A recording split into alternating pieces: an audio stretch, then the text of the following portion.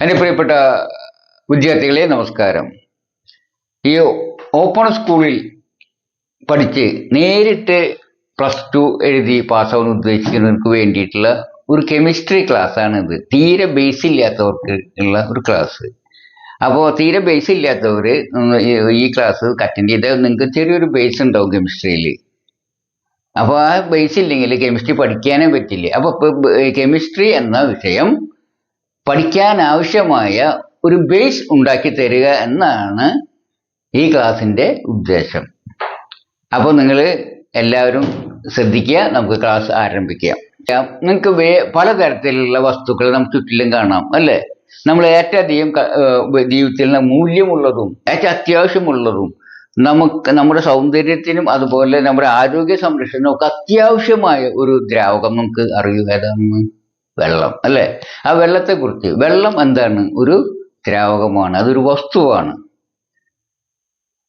ആ വെള്ളത്തിൻ്റെ സ്വഭാവമുള്ള ഏറ്റവും ചെറിയ ഒരു കണമെടുത്താൽ, അതിലും ചെറിയ കണമില്ലേ, നമുക്ക് വെള്ളത്തിൻ്റെ അതേ സ്വഭാവമുള്ള ഏറ്റവും ചെറിയ തരിയെ അല്ലെങ്കിൽ കണത്തെ എന്തെന്നാണ് വിളിക്കാൻ നിങ്ങൾക്കറിയൂ? അത് വെള്ളത്തിൻ്റെ, അത് വാട്ടറിൻ്റെ മോളിക്യൂൾ എന്ന് പറയും. അപ്പോൾ എന്താണ് വെള്ളത്തിൻ്റെ മോളിക്യൂൾ എന്ന് പറഞ്ഞാൽ? വെള്ളത്തിൻ്റെ ഏറ്റവും ചെറിയ കണം, അതായത് വെള്ളത്തിൻ്റെ സ്വഭാവം ഉണ്ടായിരിക്കണം. അങ്ങനെയുള്ള ഒരു ഏറ്റവും ചെറിയ കണത്തെ വെള്ളത്തിൻ്റെ അല്ലെങ്കിൽ വാട്ടറിൻ്റെ മോളിക്യൂൾ അഥവാ തന്മാത്ര എന്ന് പറയും. ഈ കാര്യം നിങ്ങൾക്ക് അറിഞ്ഞിരിക്കണം. ഇനി നിങ്ങൾക്ക് നമ്മൾ കറിയിലൊക്കെ ഏറ്റവും രുചി കൂട്ടാൻ അത്യാവശ്യമായത് എന്താ? ഉപ്പ്, അല്ലേ? ഉപ്പ് ആണ്, അല്ലേ? ഉപ്പിൻ്റെ രാസനാമം നിങ്ങൾക്കറിയൂ? സോഡിയം ക്ലോറൈഡ് എന്നാണ് പറയുക. എന്താ പറയുക? Sodium chloride. അപ്പോൾ സോഡിയം ക്ലോറൈഡ് ഉപ്പിൻ്റെ ഏറ്റവും ചെറിയ തരി. ആ രചന വായലും വെച്ച് ഉപ്പിൻ്റെ രസം വരണം. ഉപ്പിൻ്റെ രസമുള്ള ഏറ്റവും ചെറിയ തരിയെ ഉപ്പിൻ്റെ തന്മാത്ര എന്ന് പറയും. എന്താ പറയുക? ഉപ്പിൻ്റെ തന്മാത്ര. അപ്പോൾ എന്താണ് തന്മാത്ര നിർവചനം? നിങ്ങൾ തന്നെ പറഞ്ഞേ. ഒരു വസ്തുവിൻ്റെ, ഏതെങ്കിലും ഒരു വസ്തുവിൻ്റെ ഏറ്റവും അതേ സ്വഭാവമുള്ള ഏറ്റവും ചെറിയ കണത്തെയാണ് നമ്മൾക്ക് തന്മാത്ര എന്ന് പറയുക. ഉപ്പിൻ്റെ തന്മാത്ര എന്ന് വെച്ചാൽ ഉപ്പിൻ്റെ രുചിയും സ്വഭാവമുള്ള ഏറ്റവും ചെറിയ കണം. വെള്ളത്തിൻ്റെ തന്മാത്ര എന്ന് പറഞ്ഞാൽ വെള്ളത്തിൻ്റെ സ്വഭാവമുള്ള ഏറ്റവും ചെറിയ കണം. അതിന് വെള്ളത്തിൻ്റെ സ്വഭാവം ഉണ്ടായി, വെള്ളം ദ്രാവകമായിരിക്കണം, അതിൻ്റെ ട്രാൻസ്പെറൻ്റായി എല്ലാ സ്വഭാവമുള്ള ഒന്നിനെയാണ് വെള്ളത്തിൻ്റെ തന്മാത്ര എന്ന് പറയുക. ഇതുപോലെ എല്ലാ വസ്തുക്കൾക്കും തന്മാത്രകളൊക്കെ ഉണ്ട്. അപ്പോൾ നിങ്ങൾക്ക് അതൊക്കെ മനസ്സിലാക്കാം. ഇനി ഈ അടുത്തതായിട്ട് നമുക്ക് ആറ്റം എന്ന് കേട്ടിട്ടുണ്ടാവുമല്ലോ നിങ്ങൾ. എന്താണ് ആറ്റം? അപ്പോൾ വെള്ളത്തിൻ്റെ കാര്യം എടുക്കുക. ആ വെള്ളം നമ്മൾ വീണ്ടും വിഭജിച്ചാൽ, ആ ഒരു തന്മാത്ര എടുത്തു, ആ തന്മാത്രനെ നമുക്ക് വിഭജിച്ചാൽ, വിഭജിക്കാൻ പറ്റും, അതിനുള്ള ഇതൊക്കെ ഉണ്ട്. വിഭജിച്ചാൽ എന്ത് സംഭവിക്കുമെന്നറിയൂ? പിന്നെ അത് വെള്ളമല്ലാതെ വേറെ 2 വസ്തുക്കളായിട്ട് മാറും. അപ്പോൾ വെള്ളത്തിൻ്റെ ഏറ്റവും ചെറിയ കണികയെ തന്മാത്ര എന്ന് പറയും. ആ തന്മാത്ര എടുത്ത് വീണ്ടും നമ്മൾ വിഭജിക്കുകയാണെങ്കിൽ അത് വെള്ളമല്ലാതായി തീരും, വേറെ 2 വസ്തുക്കൾ കിട്ടും. ആ ഒരു തന്മാത്രയിൽ അടങ്ങിയിട്ടുള്ള മറ്റു വസ്തുക്കളെ പറയുന്നതാണ് എന്ത്? ആറ്റംസ്. അപ്പോൾ കിട്ടുന്ന തന്മാത്ര പിളർന്നാൽ പിന്നെ കിട്ടുന്നത് ആ വസ്തുക്കളെ, അതിൻ്റെ ആ തന്മാത്രയുടെ മൂലകങ്ങൾ എന്ന് പറയുന്നത് ആറ്റംസ് എന്ന് പറയും. എന്താ പറയുക? ആറ്റംസ്. അപ്പം എന്താണ് ആറ്റം എന്ന് മനസ്സിലായല്ലോ നിങ്ങൾക്ക്? തന്മാത്രയേക്കാൾ ചെറുതാണ് ആറ്റം എന്നറിയാം. അത് അതിൻ്റെ പ്രത്യേകത എന്താണ്? ഈ തന്മാത്ര വീണ്ടും വിഭജിച്ച് കിട്ടുന്നതാണ് ഈ ആറ്റംസ്. അപ്പോൾ ഈ വെള്ളത്തെ വിഭജിച്ചാൽ കിട്ടുന്ന 2 തരം വസ്തുക്കളാണ് കിട്ടുക, ആറ്റംസാണ് കിട്ടുക. ഒന്നിനെ ഓക്സിജൻ എന്ന് വിളിക്കും, മറ്റേതിനെ ഹൈഡ്രജൻ എന്ന് വിളിക്കും. അങ്ങനെ 2 വ്യത്യസ്ത ആറ്റങ്ങളാണ്, വ്യത്യസ്ത തരം ആറ്റങ്ങളായിരിക്കും കിട്ടുക. അത് ഇതേപോലെ തന്നെ ഉപ്പിൻ്റെ കാര്യത്തിലും ഉപ്പിൻ്റെ ഏറ്റവും ചെറിയ തരിയെ ഉപ്പിൻ്റെ തന്മാത്ര എന്ന് വിളിക്കും. ഉപ്പിൻ്റെ സ്വഭാവം ഉണ്ടായിരിക്കും. അതിന് വീണ്ടും അതിനെ പിരിക്കുകയാണെങ്കിൽ രണ്ട് വസ്തുക്കൾ കിട്ടും. സോഡിയം എന്ന ഒരു ആറ്റവും കിട്ടും, ക്ലോറിൻ എന്ന ഒരു ആറ്റവും കിട്ടും.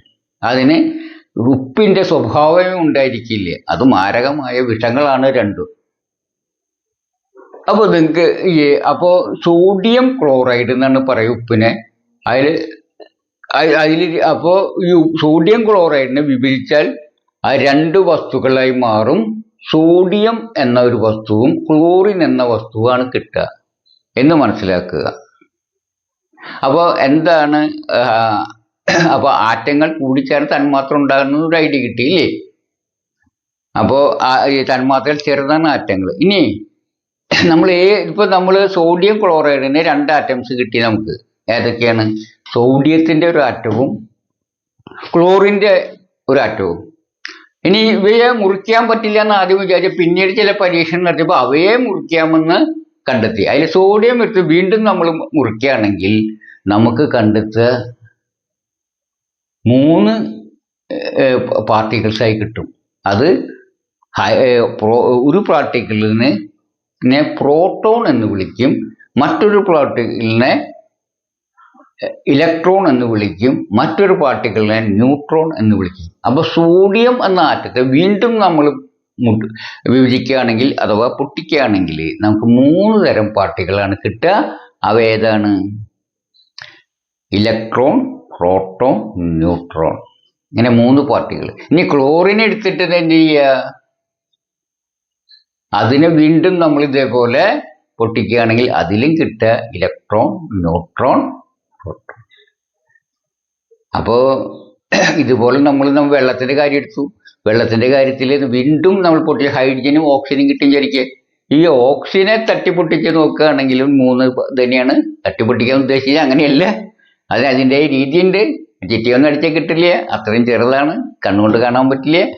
അതിനെ പൊട്ടിക്കുന്നതിന് വേറെ രീതികൾ അവലംബിക്കണം. എങ്കിലും നമ്മൾ വെറും ഒന്ന് പറഞ്ഞു തന്നുള്ളൂ. അതിനെ വിഭജിക്കുകയാണെങ്കിൽ എന്ത് കിട്ടുന്നത്? അതിലും കിട്ടുക ഇലക്ട്രോൺ, പ്രോട്ടോൺ, ന്യൂട്രോൺ എന്ന സാധനങ്ങളാണ്. അപ്പൊ ലോകത്തിലെ എല്ലാ വസ്തുക്കളും ഉണ്ടാക്കിയിരുന്നത് ഒരേ കണങ്ങൾ കൊണ്ടാണ്. നമുക്ക് മനസ്സിലായി. ഇവയെ ഫണ്ടമെന്റൽ പാർട്ടിക്കിൾസ് എന്ന് പറയും, അഥവാ അടിസ്ഥാന കളങ്ങൾ. അപ്പൊ അടിസ്ഥാന കളങ്ങൾ ഏതാ? Electron, proton, neutron. ഇങ്ങനെ 3 കണങ്ങളാണ് ഉള്ളത്. അതുകൊണ്ട് തന്നെയാണ് എല്ലാ വസ്തുക്കളും ഉണ്ടായിരിക്കുന്നത്. അപ്പൊ പലർക്കും ഒരു സംശയം വരാം, എന്താ എല്ലാ വസ്തുക്കളും ഒന്നുകൊണ്ട് ഉണ്ടാക്കി കഴിഞ്ഞാൽ ഒരേ സ്വഭാവമല്ലേ? അതല്ല. വ്യത്യസ്ത അളവിൽ ചേരുമ്പോൾ വ്യത്യസ്ത പദാർത്ഥങ്ങൾ ഉണ്ടാകുന്നു. ഒരേ വസ്തു തന്നെയാണ്, പക്ഷെ വ്യത്യസ്ത അളവിൽ ചേർക്കുമ്പോൾ വ്യത്യസ്ത സ്വഭാവം കാണിക്കുന്നു. വ്യത്യസ്ത അളവിലും അതിൻ്റെ ആകൃതിയിലൊക്കെ മാറ്റം വരുത്തുന്ന തരത്തിൽ ചേർത്താൽ നിങ്ങൾക്കറിയാം ഇല്ലേ? ഒരേ സാധനമാണ്, കത്തി, വെട്ടുത്തി, സൂചി എല്ലാം. പക്ഷെ അതൊക്കെ ഇരുമ്പാണെങ്കിൽ പോലും പല ഷേപ്പിൽ പല തരത്തിൽ അത് മാറ്റം വരുത്തുമ്പോൾ നമുക്ക് പല ആയുധങ്ങളുണ്ടാക്കാം. അതേപോലെ ആണിത്. ഒരേ വസ്തുവാണെങ്കിലും പല രീതിയിൽ അത് യോജിപ്പിക്കും, പല എണ്ണത്തിലും പല രീതിയിലും ഒക്കെ യോജിപ്പിക്കാം. അതിനനുസരിച്ച് അതിൻ്റെ സ്വഭാവം അല്ലെങ്കിൽ മാറും. അതുകൊണ്ടാണ് വ്യത്യസ്തമായിട്ട് ഇത് കാണപ്പെടുന്നതും. എങ്കിലും എല്ലാം ഉണ്ടാക്കിയിട്ടുള്ളത് ഒരേ 3 ഫണ്ടമെന്റൽ പാർട്ടിക്കിൾസ് കൊണ്ടാണ്, അത് കണങ്ങൾ കൊണ്ടാണ്. ഓക്കെ, ഇതിന് മനസ്സിലായല്ലോ. ഹിസ്റ്ററിയിൽ എങ്ങനെയാണ് ആറ്റങ്ങളെ റെപ്രസെന്റ് ചെയ്യുക, അതുപോലെ തന്നെ തന്മാത്രകളെ എങ്ങനെയാണ് റെപ്രസെന്റ് ചെയ്യുക എന്നൊക്കെ പഠിക്കാം. ഈ ആറ്റങ്ങളെ ചില ഇംഗ്ലീഷിലെ ക്യാപിറ്റൽ ലെറ്റേഴ്സ് വെച്ചിട്ട് ആണ് സാധാരണയായിട്ട് നമ്മൾ റെപ്രസെന്റ് ചെയ്യാറ്. എന്നാൽ ചിലതിന് ചെറിയ സ്മോൾ ലെറ്റർ ഉപയോഗിക്കും. സിംഗിൾ ലെറ്ററാണ് ഭൂരിഭാഗം ഉപയോഗിക്കേണ്ടി വരിക. എന്നാൽ ഇപ്പം ചിലപ്പോൾ അത് ആവർത്തിക്ക് ഒരേ ലെറ്റർ, അതായത് ഒരു സാധനത്തിന്റെ പേരിന്റെ ആദ്യ അക്ഷരം. ഇപ്പൊ നോക്കുക, ഹൈഡ്രജൻ എന്നൊരു ആറ്റം ഉണ്ട് വിചാരിക്കുക. ഹൈഡ്രജൻ അത് ഇംഗ്ലീഷിൽ എഴുതുകയാണെങ്കിൽ അതിന്റെ ആദ്യ അക്ഷരം ഏതായിരിക്കും? എച്ച് അല്ലെ? ഹൈഡ്രജൻ എന്നുള്ളതിന്റെ ആദ്യ അക്ഷരം എച്ച് ആണെന്നറിയാം. അപ്പൊ ഹൈഡ്രജനെ സൂചിപ്പിക്കാൻ എച്ച് ആണ് ഉപയോഗിക്കാറ്. അതുപോലെ ഹീലിയം എന്നുള്ളതിനും ആദ്യ അക്ഷരം ഏതാ? എച്ച്. രണ്ടിനും എച്ച് എഴുതാൻ പറ്റുമോ? രണ്ടിനെ വെച്ചാൽ ഹൈഡ്രജൻ ഹീലിയത്തിന് ഒരേ അക്ഷരത്തെ സൂചിപ്പിക്കാൻ പറ്റില്ല എന്നറിയാലോ. അപ്പൊ ഹൈഡ്രജൻ H കൊണ്ടും ഹീലിയത്തെ അപ്പൊ ഒരു അക്ഷരം കൂടി ചെറിയ അക്ഷരം ഹീലിയത്തിന് രണ്ടാമത്തെ അക്ഷരം കൂടി എടുക്കും. അതായത് Cl ഇ എന്താണ് ഇ ഹീലിയം He. അപ്പൊ He അപ്പൊ H വലിയ അക്ഷരത്തിലും ഇ എന്നുള്ള ചെറിയ അക്ഷരത്തിൽ എഴുതും. അപ്പൊ ചെറിയ അക്ഷരത്തിൽ എഴുതിയിട്ടുണ്ട്. എൻ്റെ അർത്ഥം അത് തൊട്ട മുമ്പിലുള്ള അക്ഷരത്തിനോട് ചേർന്നതായിട്ട് കണക്കാക്കണം. അപ്പൊ നിങ്ങൾക്ക് ഹൈഡ്രജൻ രണ്ട് വസ്തുക്കളെ നിങ്ങൾക്ക് മനസ്സിലായല്ലോ. ഇനി സോഡിയത്തിന് Na അങ്ങനെയാണ് എഴുതുക. അത് അത് നമ്മുടെ വാക്കുകളല്ല. സോഡിയത്തിന് വേറെ വാക്കുണ്ട് ഇംഗ്ലീഷിൽ. ഈ ഇംഗ്ലീഷിലല്ല, മറ്റു വാക്കുകൾ കടത്തിലാണ്. അപ്പൊ ആ വാക്ക് വരുമ്പോൾ Na എന്ന് എടുക്കും. അങ്ങനെയൊക്കെയാണ് ഇതിന്റെ ഒരു രീതി എന്ന് ഒരു ചെറുതായിട്ട് ഞാൻ പറഞ്ഞത് മാത്രം. അതുപോലെ ഓക്സിജൻ എന്ന് പറയുന്നത് എന്തായിരിക്കും നിങ്ങൾക്ക് പറയാൻ പറ്റും? ഓക്സിജന്റെ എന്തായിരിക്കും അതിന്റെ അക്ഷരം? ആദ്യം ഏതാണ്? O ആയിരിക്കും. കാർബണിന്റെ അക്ഷരം ഏതായിരിക്കും പറയാൻ പറ്റുമോ? C അല്ലേ? അതപ്പോ കാർബണിന് C. അപ്പൊ ക്ലോറിൻ എത്രയായിരിക്കും? C എന്ന് തന്നെ പറയാൻ പറ്റുമോ? ക്ലോറിന്റെ സിയിൽ തുടങ്ങണമെങ്കിൽ അപ്പൊ L ഒരു അക്ഷരം കൂടി ക്ലോറിൻ. അപ്പോ ഒരു അക്ഷരം കൂടിയും കൂട്ടി ക്ലോറിൻ അങ്ങനെ എഴുതും. അപ്പോൾ ഒരെണ്ണം കൂടി കൂട്ടിയിട്ട് എഴുതും. അങ്ങനെയും എഴുതും തിരിച്ചറിയാനായിട്ട്. ഇതാണ് ഇത് റെപ്രസെന്റ് ചെയ്യുന്ന ഒരു രീതി എന്ന് ചെറുതായിട്ട് മനസ്സിലാക്കാൻ ഞാൻ പറഞ്ഞിട്ടുള്ളതാണ്. ഞാൻ കുറച്ചെണ്ണം നിങ്ങൾക്ക് ആറ്റങ്ങളെ എഴുതി കാണിക്കാം. കുറച്ച് എങ്ങനെയാണെന്ന് നമുക്ക് എഴുതുക എന്ന് നോക്കാം. അതിൽ ഒന്ന് ഹൈഡ്രജൻ.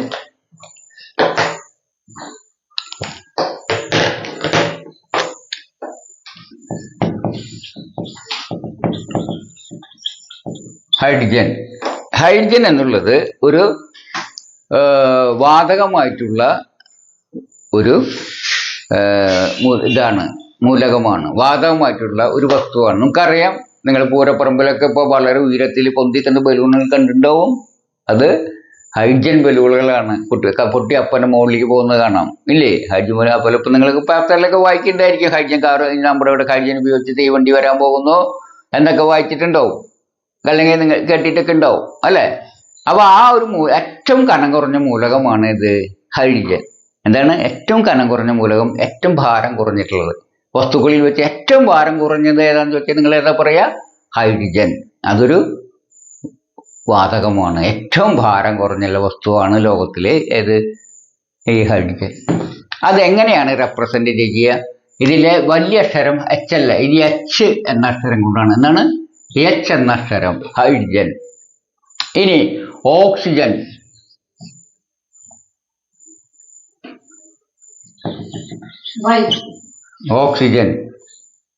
ഓക്സിജൻ എന്നുള്ളത് O എന്ന അക്ഷരം കൊണ്ടാണ് സൂചിപ്പിക്കുക. അപ്പോൾ O എന്ന് പറഞ്ഞാൽ ഇത് ഓക്സിജൻ. ഇനി സോഡിയം എന്ന് പറഞ്ഞാൽ N എന്നാണ് ശരിക്കും. S എന്നല്ല വരിക, N എന്നാണ് പറയുക. ഇതിൽ ഒരു അക്ഷരവും വലിയ അക്ഷരവും ഉണ്ട്.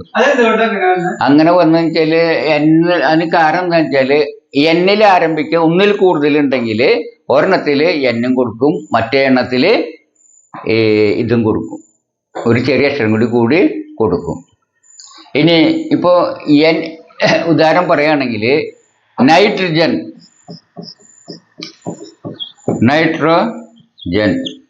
ഇതിനെ പറയാ N എന്നാണ് പറയുക. നൈട്രജൻ N ആണ്.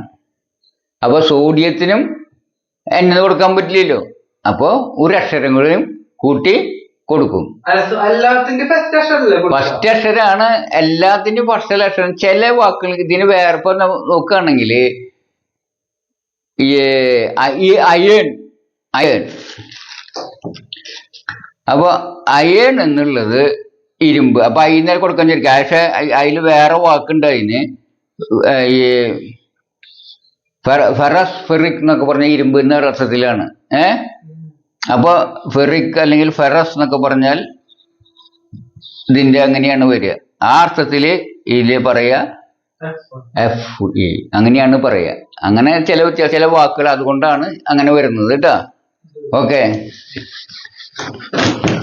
അപ്പൊ നമുക്ക് ഇതിന് ഇതിന്റെ വാക്ക് ഞാൻ ഇപ്പൊ ഓർക്കുന്നില്ല. സോഡിയത്തിന് എണ്ണ എന്നാണ് പറയുക. അതിന് അത് വേറെ ചില ലാറ്റിന് കടമെടുത്ത വാക്കുകൾ ഉപയോഗിക്കും അവിടെ കെമിസ്ട്രിയിൽ. അങ്ങനെയൊക്കെയാണ് അതിന് വേറെ പേരുണ്ടായിരിക്കും എണ്ണ എന്ന് വരിക. അതുപോലെ കാർബൺ എന്തായിരിക്കും വരിക? ഇപ്പോ കാർബൺ സി, കാർബൺ സി. അതുപോലെ ക്ലോറിൻ എന്ന് പറഞ്ഞാല് ക്ലോറിൻ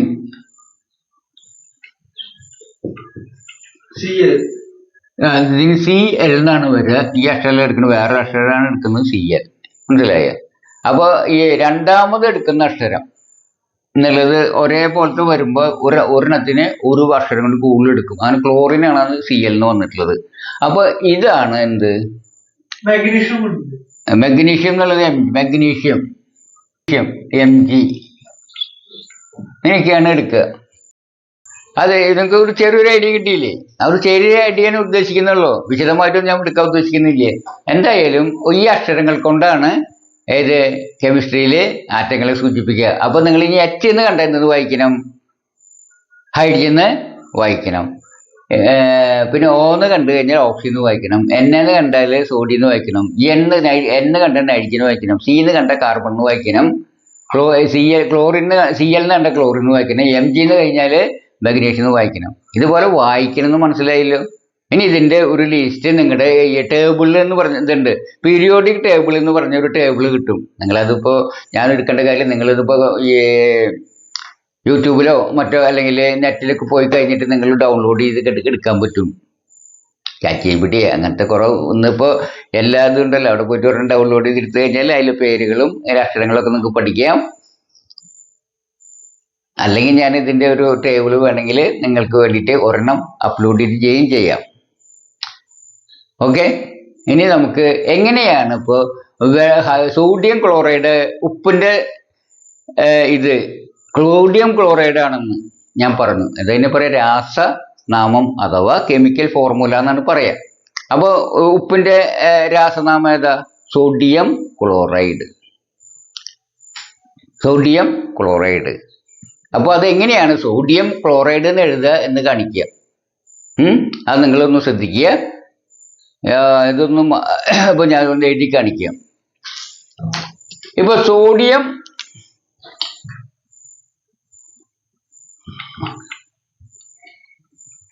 ക്ലോറൈഡ്,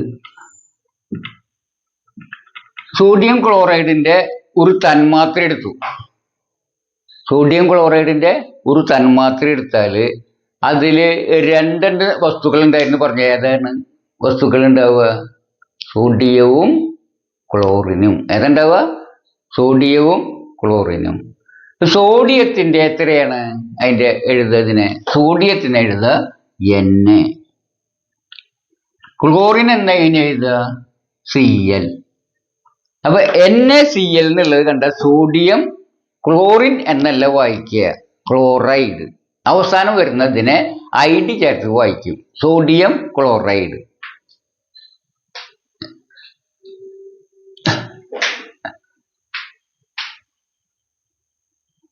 അപ്പോ പൊട്ടാസ്യത്തിന് K ആണ്, ക്ലോറിന് Cl ആണ്. അപ്പൊ എങ്ങനെ വായിക്കുക? ഇത് പൊട്ടാസ്യം ക്ലോറൈഡ്. പിന്നെ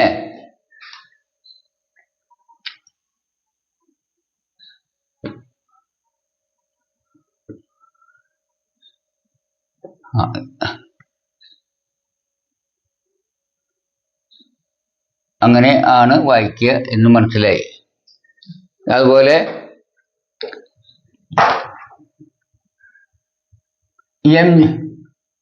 MgO, Mg എന്ന് പറഞ്ഞാൽ എന്താണ് എന്നറിയോ നിങ്ങൾക്ക്? മെഗ്നീഷ്യം. ഓക്സിജൻ എന്ന് പറഞ്ഞു കഴിഞ്ഞാൽ എന്താണ്? O എന്ന് പറഞ്ഞാൽ ഓക്സിജൻ, Mg എന്ന് പറഞ്ഞാൽ മെഗ്നീഷ്യം, O എന്ന് പറഞ്ഞാൽ ഓക്സിജൻ. ഇതെങ്ങനെയായിരിക്കും വായിക്കുക? മെഗ്നീഷ്യം ഓക്സൈഡ് എന്ന് പറയുക. ഓക്സൈഡ് ഒക്കെ ID ചേർത്ത് വരും. വേറെ ചിലത് കുറച്ച് ചിലത് മാറ്റുണ്ടാവും, അത് പ്രത്യേകം ഞാൻ പറഞ്ഞുതരാം. അതെ അതെ, അത് പറഞ്ഞുതരാം. അത് ഞാൻ കൂടുതൽ വിശദമായിട്ട് പറഞ്ഞുതരാം. അപ്പൊ ഇതാണ് ഏകദേശം എഴുതേണ്ടത്. അപ്പൊ നമ്മള് ഇത് വായിച്ചു ഇതിന്റെ കെമിക്കൽ ഫോർമുല. ഈ NaCl എന്തെന്ന് വിളിക്കും? Chemical formula. അതായത് ഇതിന്റെ സോഡിയം ക്ലോറൈഡിന്റെ കെമിക്കൽ ഫോർമുല ഏതാണെന്ന് വെച്ചാൽ നിങ്ങൾ എന്തെന്ന് പറയും? NaCl. അതുപോലെ പൊട്ടാസ്യം ക്ലോറൈഡിന്റെ കെമിക്കൽ ഫോർമുല ഏതാന്ന് വെച്ച് കഴിഞ്ഞാൽ എന്തെന്ന് പറയും? KCl എന്ന് പറയും. മനസ്സിലായി നിങ്ങൾക്ക്?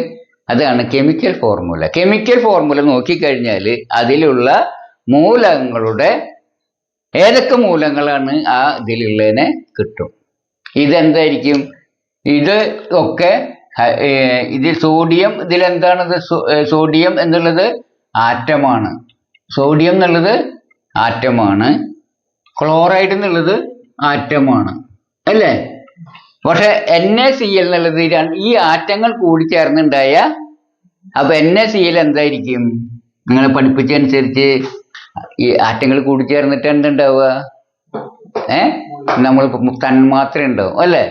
അപ്പൊ എന്താണ് ഇത്? എന്തായാലും Cl എന്നുള്ളത് എന്താണ്? ഒരു മോളിക്യൂൾ. എന്താണ്? മോളിക്യൂൾ. മോളിക്യൂൾ. അപ്പൊ അതാണ് NaCl എന്നുള്ള എന്തായിരിക്കും? മോളിക്യൂൾ. അപ്പോ സോഡിയത്തിന്റെ ഒരു മോളിക്യൂളും ക്ലോറിന്റെ മോളിക്യൂളും കൂടി ചേർന്നിട്ടാണ് എന്തുണ്ടാവുന്നത്?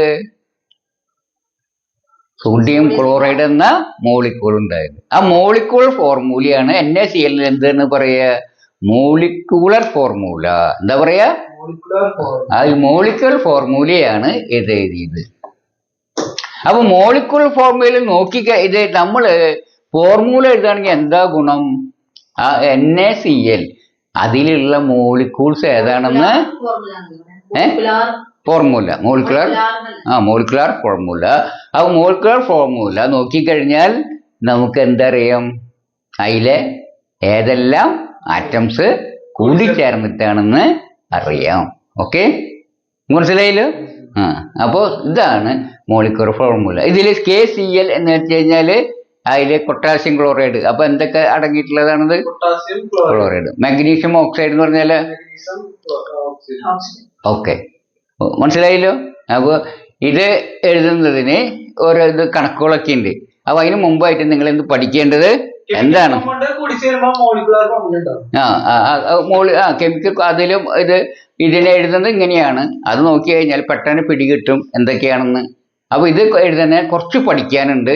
അതുകൊണ്ട് ഞാൻ പിന്നൊരു ക്ലാസ്സിൽ എങ്ങനെയാണ് കെമിക്കൽ ഫോർമുല എഴുതുക എന്ന് നിങ്ങളെ പഠിപ്പിച്ചു തരാം. അത് പഠിച്ചാൽ നിങ്ങൾക്ക് കെമിക്കൽ ഫോർമുല എഴുതാൻ പഠിക്കുക. ഇപ്പോൾ തൽക്കാലം ഞാൻ അത് പഠിക്കുന്നില്ല. അതിന് മുമ്പായിട്ട് നിങ്ങൾ പീരിയോഡിക് ടേബിള്, മൂലകങ്ങളുടെ എങ്ങനെയൊക്കെയാണ് എഴുതുക, എന്തെല്ലാം മൂലകളാണ് ഉള്ളത്, അവർക്ക് ഏതക്ഷരം കൊണ്ട് സൂചിപ്പിക്കും എന്ന് മനസ്സിലാക്കി കഴിയുക. അത് കഴിഞ്ഞാൽ നമുക്ക് അത് പഠിക്കാൻ പറ്റും. അപ്പോൾ നിങ്ങൾ ടേബിൾ നോക്കിയൊക്കെ പഠിച്ചതിന് ശേഷം നമുക്ക് അടുത്ത ക്ലാസ് അത് നമുക്ക് ഞാൻ പറഞ്ഞുതരാം. ഓക്കെ.